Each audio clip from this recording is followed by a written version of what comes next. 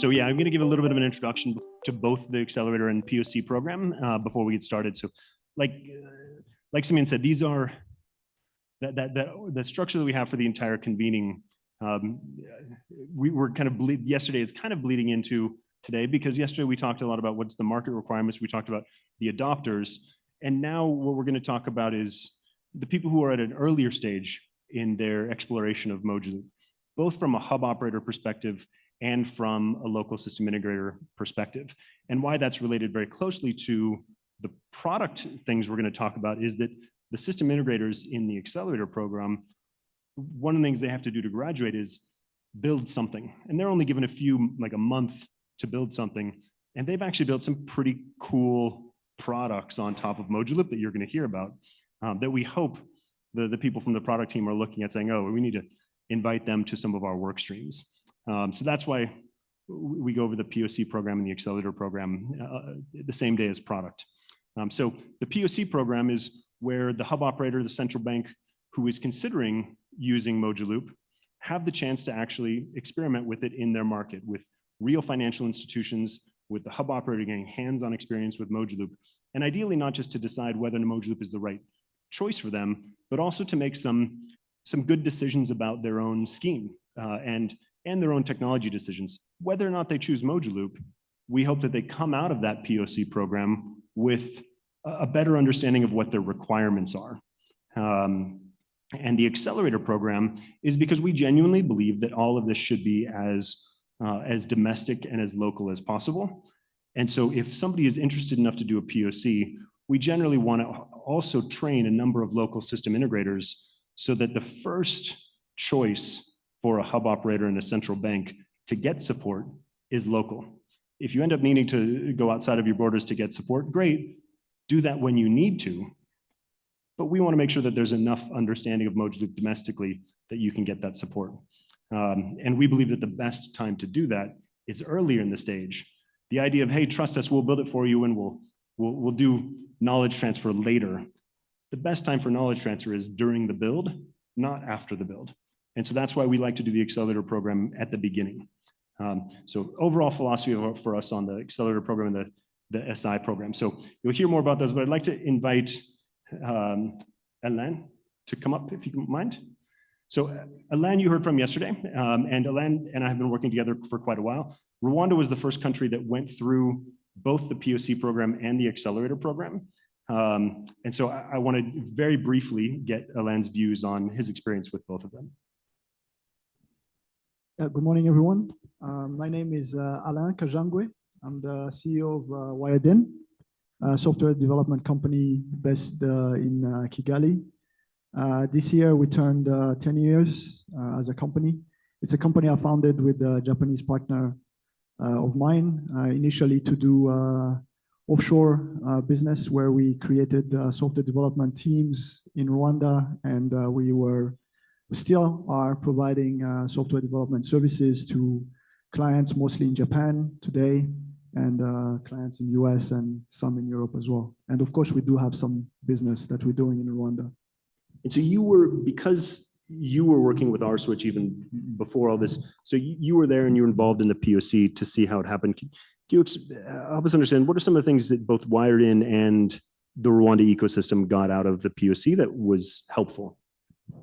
Yeah, so before, like you said, so I had worked with RSwitch since, well, before it was called Simtel. It was a brand new company. I actually worked there with Manzi Olivier. He was my boss at that time. We were working on the switch, and the switch back then was called Base24 EPS. So this is where I kind of like broke my teeth on and got the love of payment system from. And so fast forward to maybe 2 years ago now, this is where we had a chance to get introduced to Mojaloop and to work on the POC. So the POC was more for my team, right? Because I had been around the payment systems for quite a bit, but my team, my own team of software developers, they were good developers, but they hadn't really had a chance to work on payment systems. So the POC was a way for them to look at very significant payment system, which the Mojaloop was, and try to actually create something, because we all know that you learn best by doing, right? And the POC basically allowed us to, take a look at the system, change a few things here and there. It wasn't great, right? But at least they could see that they have actually done a payment that went from one end to the other seamlessly. And then the accelerator program, you also participated, and even though Wired In and you are leaders in the market in terms of Switch, you already had relationships with our Switch. What did you get out? I mean, considering you already had that relationship, you already had experience, what did you get out of the accelerator program? So again, for me personally, I had that relationship with our Switch for many, many years.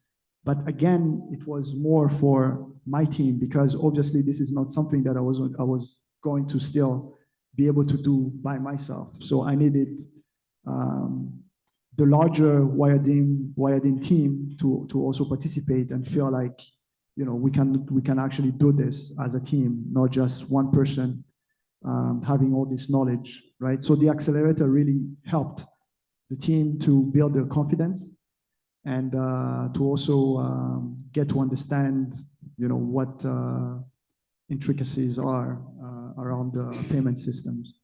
And like I just mentioned with the accelerator program, the SIs have to do a small project. You've now done so many things with Mojaloop. Do you remember what your small project was? I'm actually even embarrassed to to mention what it was, because it was very little. I mean, it wasn't great, right? At least as to the high standard that we set for ourselves. But I think it was just to change the look and feel of some of the portals. I think that was about it. Maybe Bonaparte and Max, who are sitting back there, will probably be able to remember a little bit better. But it wasn't great. I mean, you say it wasn't great, but I think anyone who remembers me, we were in Kigali, and sorry, what was remind me the name of the woman from your team who presented it? Blandine. Blandine, okay. When she presented, it was like, I don't know if I've had an emotional moment as much as that was watching this SI that's gone through this program that actually built something new that I've been asking the community to build for us for a long time. And you guys did it, and you did it in about a month, less than a month. Yeah, it was 3 weeks. And to be fair, maybe it wasn't great for me, but for them, I feel like they really felt like they achieved something great, because obviously we had to install the TTK on our local environments and actually make it work. And then on top of that, make a few changes to it, right? So I think the excitement that you really saw from her, I think was really genuine. Yeah, it was. And the excitement from me was genuine as well. I was extremely excited. And I hope what you see now with the accelerators teams that we're going to see from Zambia and Malawi, like, it was amazing, but I think you're going to be surprised that they've gone even further. But that was something where we realized, okay, this is an interesting program where we're actually seeing concrete results coming from brand new entrants into the Mojaloop environment. So thank you very much for being the ones that led off on this great program. And now we're going to hear from the rest. So with that, thank you very much, Alain, for sharing your thoughts.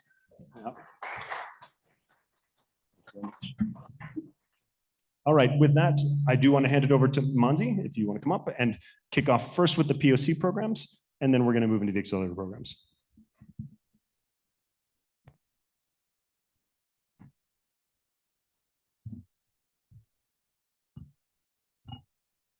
Thank you, Steve. As Steve said, we have 2 programs targeting the local market. One, the proof of concept. The other one, the accelerator program. Now, because we're in Kenya, and there's a recognized hub operator, IPSL, let's hear from them first on what we are partnering on. Let me call Mr. George Murage.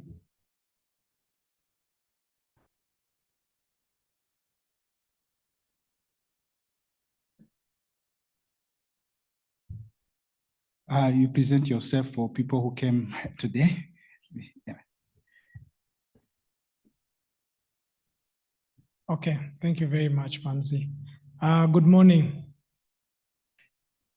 Good morning.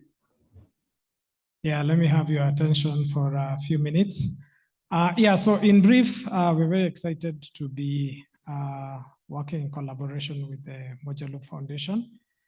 As IPSL, we are always looking for ways of being able to extend what we are doing to what I would call the non-traditional banked customers. So these are customers, especially who use SACCOs and MFIs to get their services. So we are working together with Mojaloop to explore how we can leverage their technology and their platform to see, are we able to meet the use cases that customers in this sector require. So we're very excited we've just started. So we're just very excited to just start and see what the possibilities for the future could be. Thank you. Thank you so much, George. Yeah. Now, let's start with the POCs. The first one being South Sudan. Mr. Joe, please come. Joe is from Trinity Technologies, and he will present more.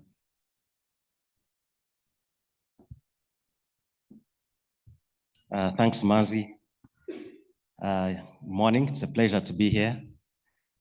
So we from a company called Trinity Technologies, the leading tech company in South Sudan, primarily concentrating on payments primarily, but we have other verticals that we look at, including agriculture.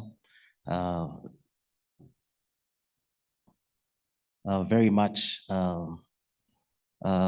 interested in digitalizing the agricultural value chain.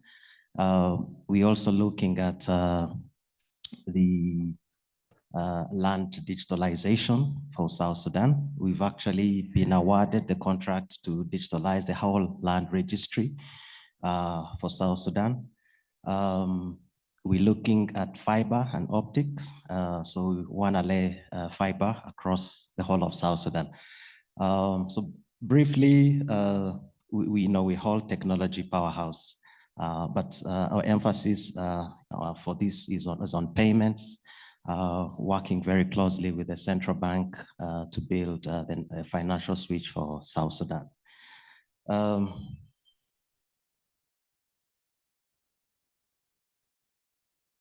All right, so I'll just go quickly into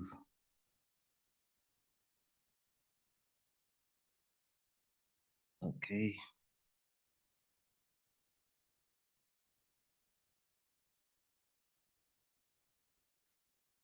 Okay.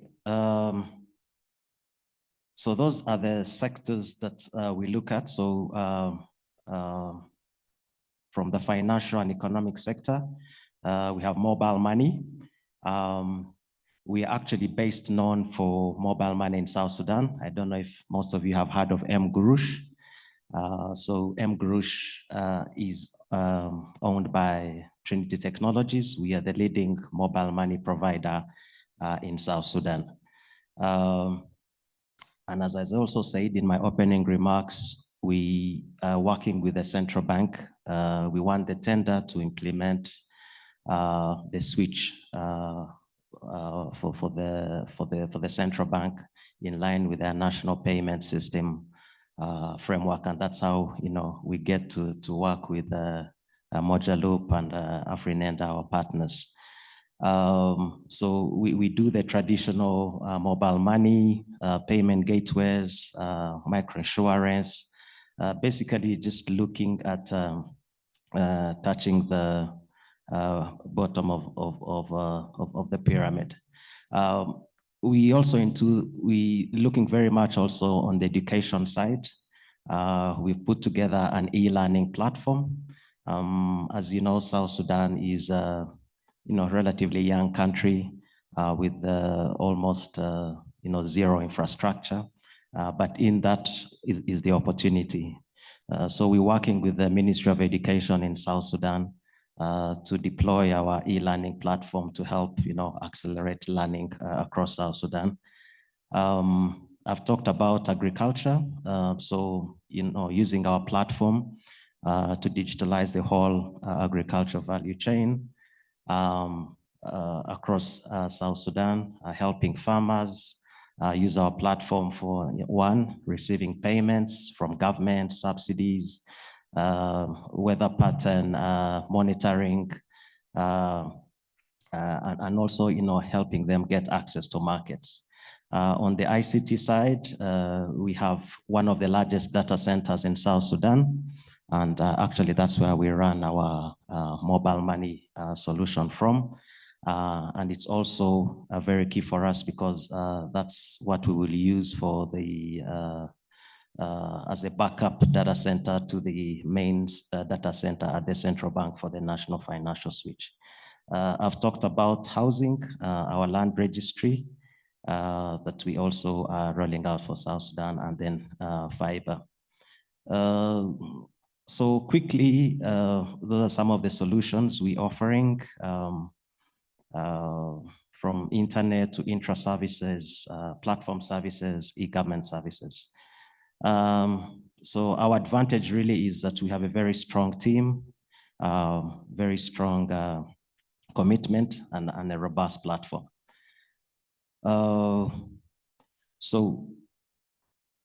As I said, currently as Trinity Technologies, our biggest service is mobile money. We are running the largest mobile money in South Sudan called mGurush.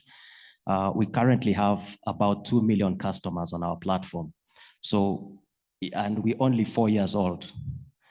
We launched in 2019. We're just going to be 5 years in July. So in just 5 years, we've signed on 2 million customers. So we actually have more customers on our platform than all the banks in South Sudan combined. Okay, so that just shows you the potency of digital financial platforms. So we have about almost 2 million customers.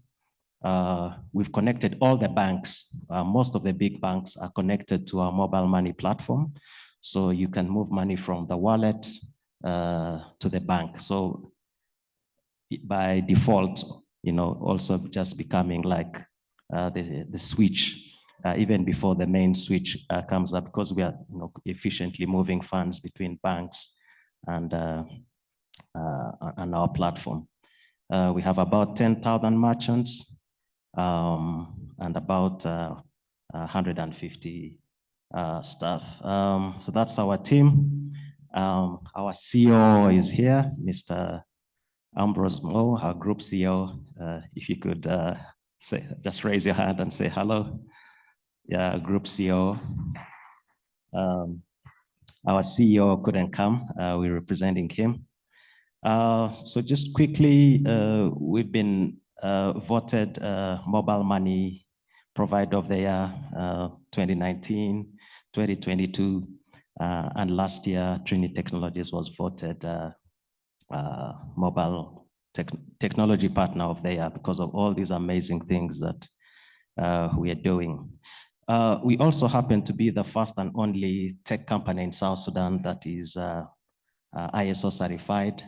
So we have ISO for quality assurance, risk management, customer data protection. We also signatories to the United Nations Global Compact. Now, on the switch, so the central bank is rolling out an agenda to implement a national payment system. As it is, currently most of the banks in South Sudan operate manually. So the national payment system is a bit old and very manual. So there is an agenda to, deploy a robust national payment system. Okay. And we all know the advantages of a national payment system, so I'll not go into that. But a tender was floated for the switch. So the national payment system is going to be implemented by a company called Montran.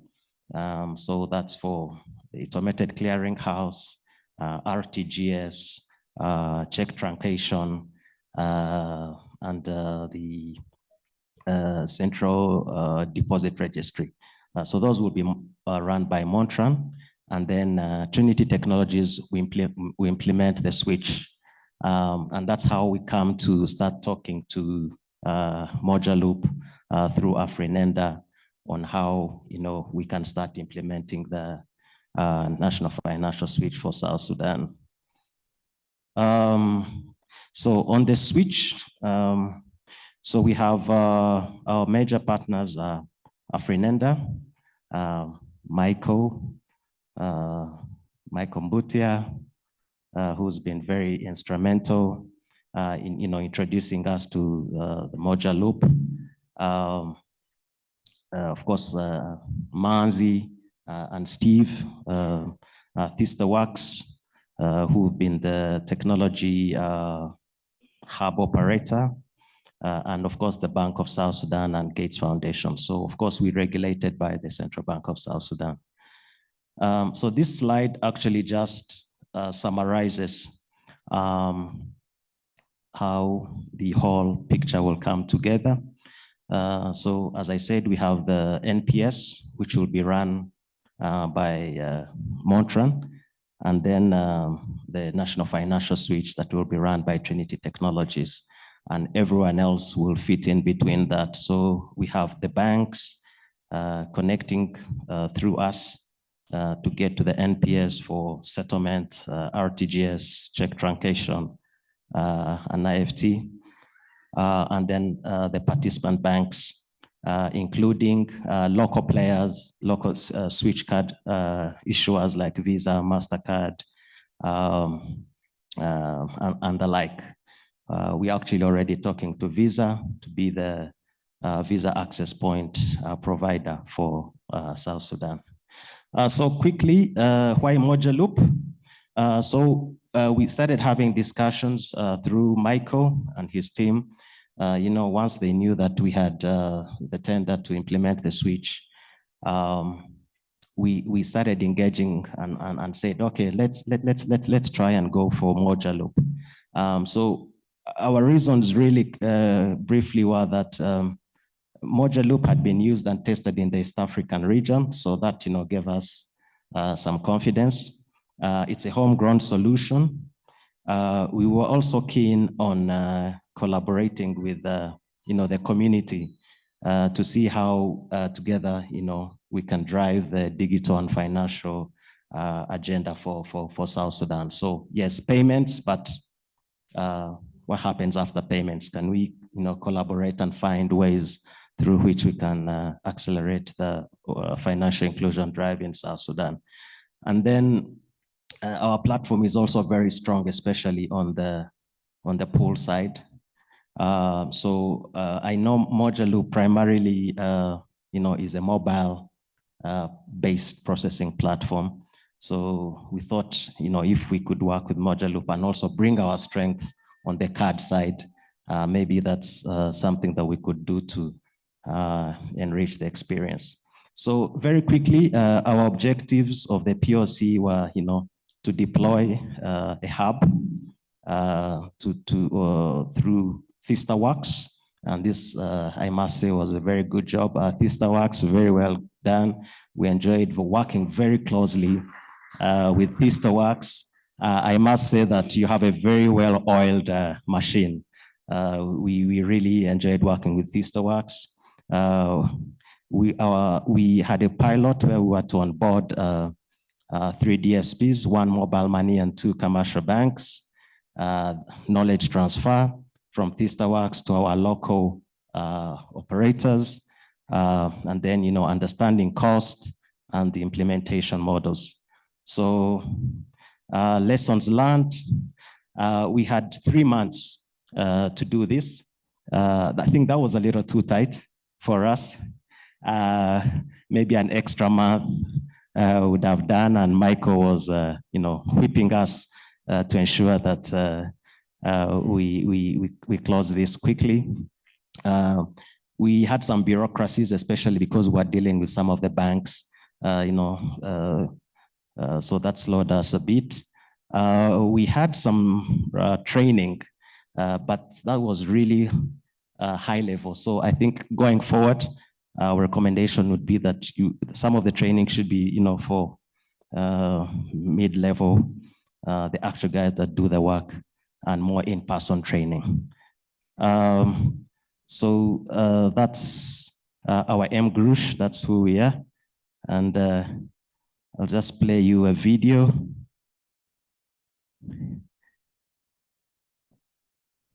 There's no sound.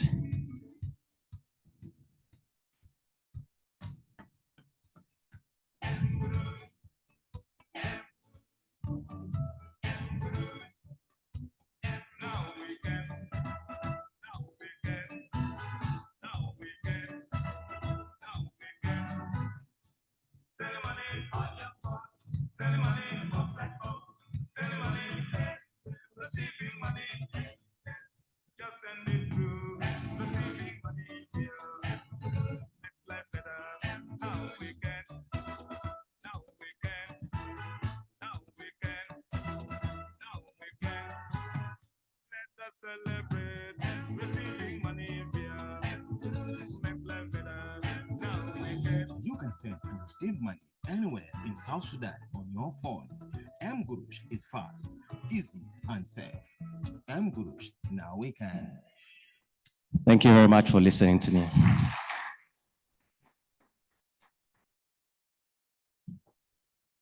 Thank you, Joe. Thank you so much.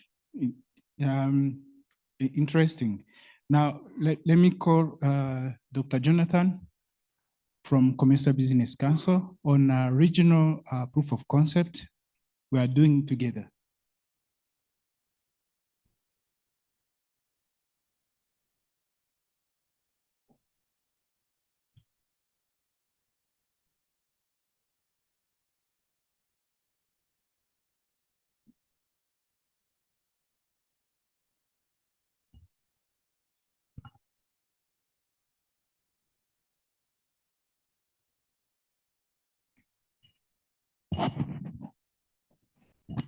Thank you, Olivier, and good morning to you all. So my name is Jonathan Pinful, as I introduced to you yesterday, and we'll be talking about the proof of concept that we did between Malawi and Zambia. So maybe before we go into the presentations, let me invite also our partner, ThisaWorks. Min, please come in front.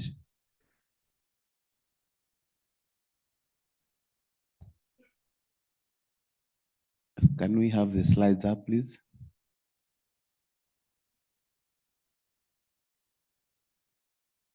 Okay. All right. Thank you very much. So in terms of the proof of concept between Malawi and Zambia, so our aim was just to make sure that we are ready as we are trying to deploy the COMESA digital retail payments platform. So essentially, in our program, we are looking at all the 21 COMESA countries, but for the pilot, we are planning to start with 8 countries. That's Zambia, Malawi, Kenya, Uganda, Rwanda, Egypt, Ethiopia, and Mauritius. And then we shall scale up to the remaining countries. Basically, the aim of choosing the 8 pilot countries, we are looking at the trading corridors, like which countries trade with what country. So like, for instance, if you look at Zambia and Malawi, they're almost in the same trading corridor. And then when you go to countries in East Africa, like for instance, Kenya, Uganda, and Rwanda, they're also in the same trading corridor. So we had to also look at other countries up north and also Mauritius, an island country. So going into our vision, I think it's always important to have a vision. Even for those who read the Bible, they say, I'm not a preacher, by the way, they say, if those who don't have a vision perish, people don't have a vision perish. So in our work as COMESA Business Council, what we're trying to do is to promote intertrade within the COMESA region. If you look at intertrade within the region, it's currently very low. And our expected impact as follows, like number one, we want to enhance the digital financial inclusion, but also at the same time, we want to increase the visibility of products for traders within the region. And this is going to be done through also, in addition to the payments platform itself, we're going to have an e-commerce platform where traders can check their information or they can market their products. And then by the end of the day, if they are satisfied to make a payment, they can do that through the payments platform. And as far as the payments platform is concerned, we've been having meetings with the central banks, what we're calling the REPS user group, as well as even the central banks. So in principle, they have accepted to use the Mojaloop as the system. So that's what we're going for. So in terms of the key stakeholders in the program, so these are the key stakeholders for the POC. So we have like Greenbrook, who helped us with the governance part, the governance framework, to come up with aspects like, for instance, the scheme rule book. We also had Mojaloop, who helped us with the technical support of the whole program, and also other institutions like, for instance, Bank of Mauritius, which is being also targeted as the central bank. So actually looking at all issues in as far as a settlement is concerned. And our implementers were ThisaWorks as well as Lestego.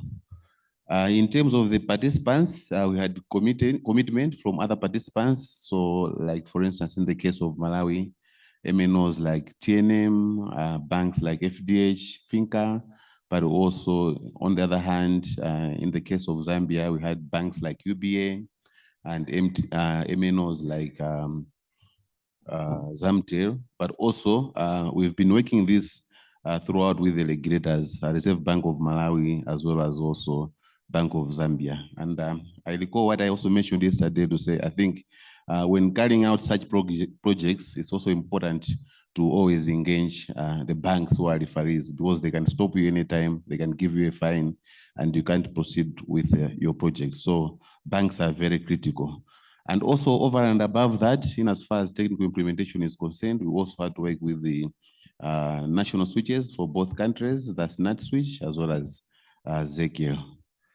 So maybe the question is now where we are. So just to summarize, to say that the POC was successfully done in collaboration with ThisaWorks as well as Lestego. And at the moment, I think after the implementation, we have also been talking to the central bank governors. And as I've already highlighted, to say that in principle, the system, they have accepted that we can use the Mojaloop system, except the fact that they had also asked us to work on a few things on the technical as well as on the governance aspect. So like, for instance, on the technical part, they told us to maybe look at issues to do with security, that's to say cyber security issues, because trust is very important when it comes to usage of such systems. And also there were other technical issues we're supposed to work on. Suffice to mention that we'll be meeting the REPS user group again, end of April, from 22nd to 24th April, where we'll finalize the other outstanding issues. And then the central bank governors, the bureau, will meet in May to finalize the whole process. So in terms of where we are, that's on the part of the governance framework. And on the other hand, in terms of the processes, I must say that we did send out an RFP. It was sent on 23rd January with a closing date of 13th February. And after that, like 7 days later, we had to do a Q&A session just to make sure that the bidders understand what we're looking for. After that, there were some things that had to be looked into, like for instance, we had to clarify issues to do with, like, for instance, maybe the financials and the like. And so we put up 2 addendums. After the addendums, just this last week on Thursday and Friday, we had to do the technical evaluation. And I must say that we had received 14 applicants. So out of the 14 applicants, 6 applicants passed through the first phase. And as of yesterday, we're opening the financials. And then as of next week on Thursday, the bidders will be presenting to us also we'll shortlist some, and then finally we'll go into the due diligence and award of the contract. Going forward, in terms of the system now, we are looking at the buffer scheme, whereby also we are looking at probably the individual DFSPs being connected to the scheme itself, like in each country per se, just to help like or fast track is integration of other, like onboarding of other DFSPs. I think yesterday, my colleague from Malawi, Renard, talked about, like, for instance, even in the case of standards, like, for instance, ISO 85, 83, which are like legacy. So with this arrangement, it will be easy for them to be onboarded on the platform.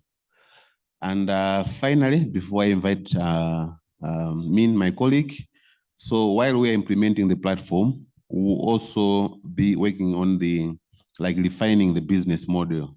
And this is going to be done in collaboration with the private sector, like, for instance, commercial banks, and banks like MNOs, fintechs, and the others.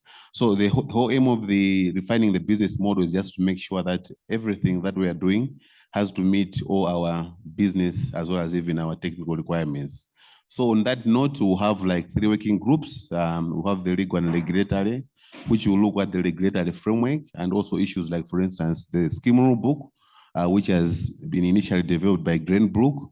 We also have another group on the technical and standards, which will also look at aspects like, for instance, issues to do with the standards, ISO 222, but also even other aspects on how interoperability is going to be done, issues on security, like cyber security and the like.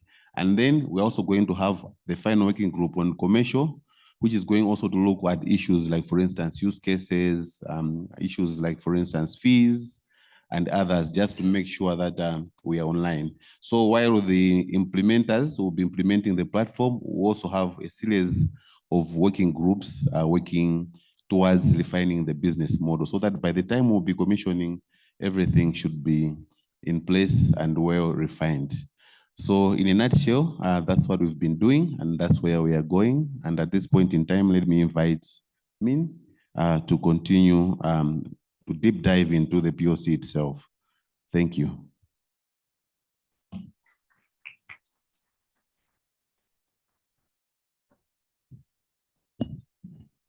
Thank you, Jonathan.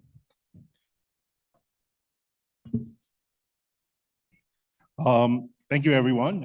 Good afternoon. So just as a quick introduction, I need to stand up here to see. There you go. Just as a quick introduction, this our work is we started out as a system integrator for the Mojaloop. That was about 2.5, 3 years ago. Since then, we have evolved with the Mojaloop community quite along the way.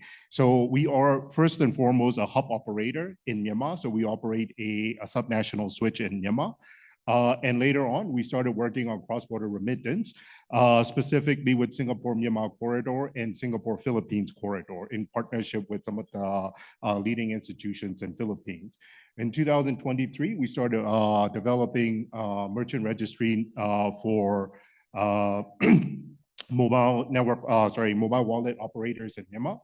And then we started working in Trinidad, and Mexico, and most recently, of course, as Honorable Ambrose and Joe mentioned, in South Sudan, Republic of Guinea, and lastly, of course, with the CBC team in COMESA, cross-border regional payment for Zambia and Malawi switch. So let me just very quickly go through the POC design. So the idea is to be able to do a cross-border payment between Zambia and Malawi. Being that these two countries are very closely aligned and economic integration is very well established, it becomes a very good candidate to start the process. So in order to go through the process, we deploy a Mojaloop hub in the middle. And in addition to that, we develop a FX conversion engine. So for each country, we develop a hypothetical DFSP. So we call it for Zambia, we call it Lusaka Pay. So it's a fully established mobile wallet. And for Malawi, we developed a fully developed mobile app called Lilongwe Pay. So there is no Lilongwe Pay in actuality. These are the POC demo product that we developed. So the idea is that someone from Zambia will be able to use Lusaka Pay. That app, they can use it domestic transfer, but they can also use it for international transfer as well. So if they were to transfer to Malawi, they'll be able to put in a Malawi phone number, and then they will be able to put in the amount that they would like to transfer either in Zambian kwacha or Malawi kwacha. The FX will do the conversion, and when the recipient in Malawi receive it, they will receive it in their own local currency. The principle that we use here is that the payer convert. So the conversion happens at the payer stage. So this is one of the things, but in both cases, like both can be done, payer convert or payee convert. There are some cases that we can develop where there's a reference currency in the middle as well. But for this particular POC, we use a principle of payer conversion. In terms of integrating, so there's a regional switch, COMESA regional switch. There are two integration options that we consider. So as many of you know, most of the countries in COMESA region already operates a national switch.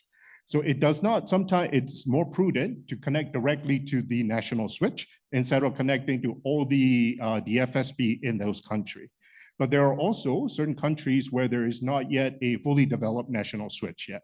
So we developed two different options. The primary option is for the national switches to connect directly to the regional switch. For the two pilot countries that we tested out, in Malawi and in Zambia, there is ZACL and NetSwitch that are already there. So we work quite closely with the national switch. And here I'd like to take an opportunity to thank the leadership team from both ZACL as well as NetSwitch, and also our key counterparts like Morgan, I see there, and Leonard as well, for providing all the necessary input to help us design this POC. The secondary option, of course, is for the DFSP in the target country to be able to connect directly to the regional switch. So that option was also considered and designed as well.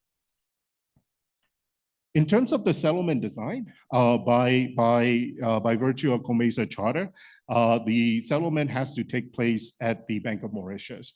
So our team, the CBC team, Mojaloop team, a lot of the stakeholders had a very productive conversation in Mauritius, visiting Bank of Mauritius, and try to get their feedback and develop a design principle, settlement and FX settlement, both settlement and FX settlement design principle that is acceptable to the region. So this is the design that we understood. So in the approach, there will be a FX settlement that is taking place at the Bank of Mauritius level, as well as the settlement level as well.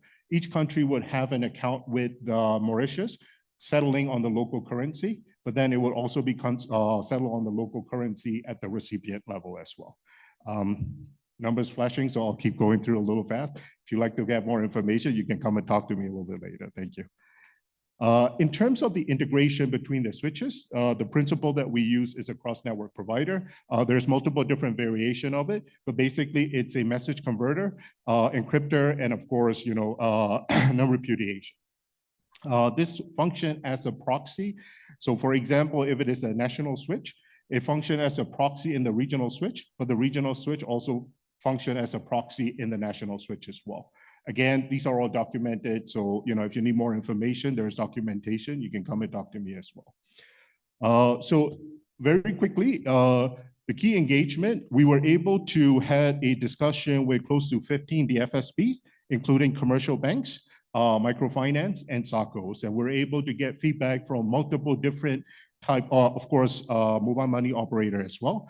And we were able to get feedback from multiple different type of financial institutions and what is their preferred and efficient way for them to engage in a regional cross-border payment switch. So their feedback was phenomenally useful. As my colleague Jonathan mentioned, we had the user group meeting as well as the PEPS technical user group section as well. So a lot of that was very helpful. We also had a chance to talked to 10 different foreign exchange service provider in the region, both in COMESA, Pan-Africa, as well as in Malawi, including commercial banks. And they also provided a lot of good feedback on what is the commercial transaction on the FX level that is, beneficial for them, suitable for them, and also make economic sense. Of course, central banks, other stakeholders, and Bank of Mauritius, of course. So the key deliverables from this proof of concept is, of course, a functioning system. We had the UAT presentation to the CBC and the stakeholders.